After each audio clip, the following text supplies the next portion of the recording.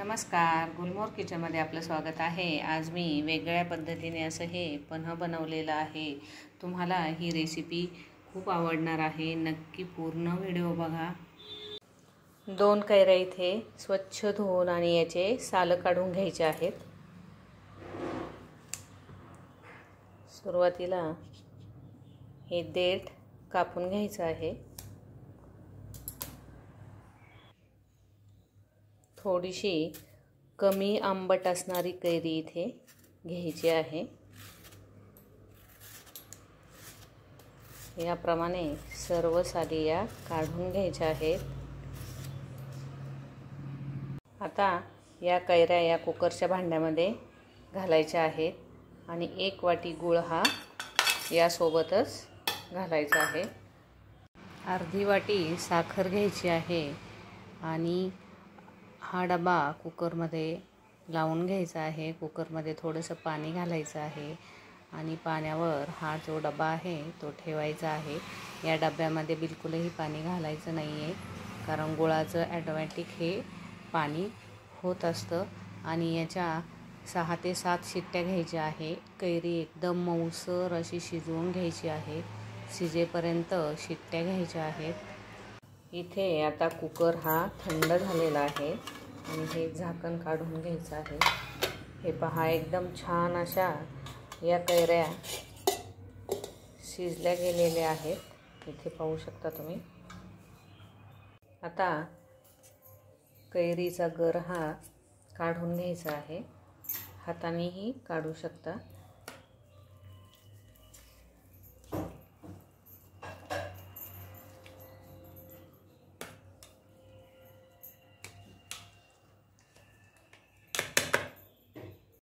याचा सर्व पल्प हा निघालेला आहे आणि यातून कोय मी ही बाजूला ठेवलेली आहे आणि त्यामध्ये थोडंसं पाणी मी घातलेलं आहे आणि हे स्वच्छ असं, म्हणजे त्याचा सगळा गर निघाला पाहिजे कोयीचा, असं धुवून घ्यायचं आहे। थोडंसंच पाणी घालायचं आहे।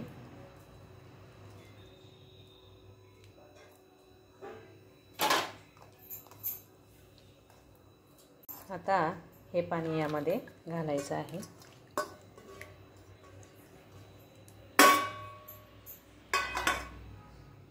यामध्ये आता विलायची पावडर घालायची आहे।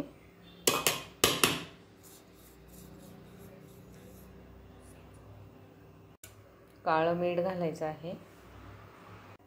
साधं मीठ घालायचं आहे।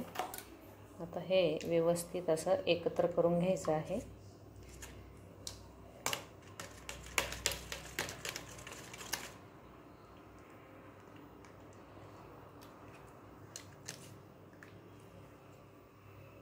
नंतर हे मिक्सरमध्ये फिरवून घ्यायचं आहे।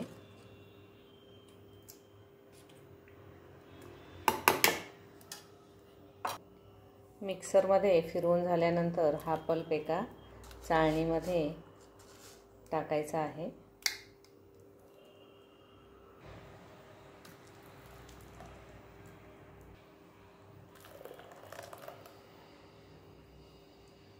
नंतर हे मिश्रण या चाळणीमध्ये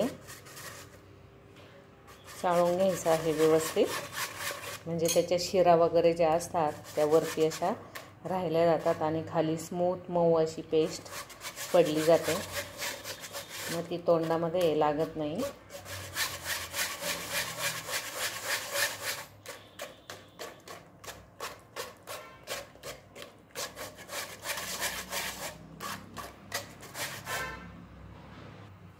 इथे सर्व हे चाळणीत गाळून झालेलं आहे। हे पाहू शकता तुम्ही, एकदम मऊ अशी ही पेस्ट तयार झालेली आहे। आता ती पेस्ट एका जारमध्ये ओतून घ्यायची आहे।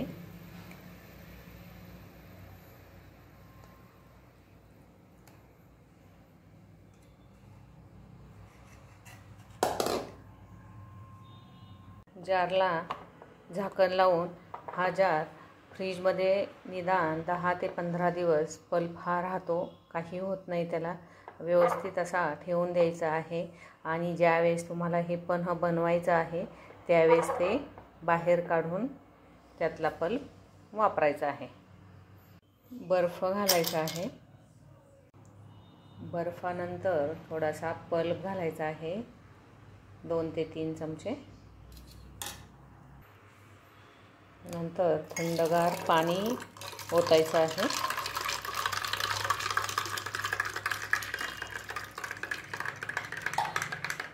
आणि चव घेऊन पाहिजे आहे.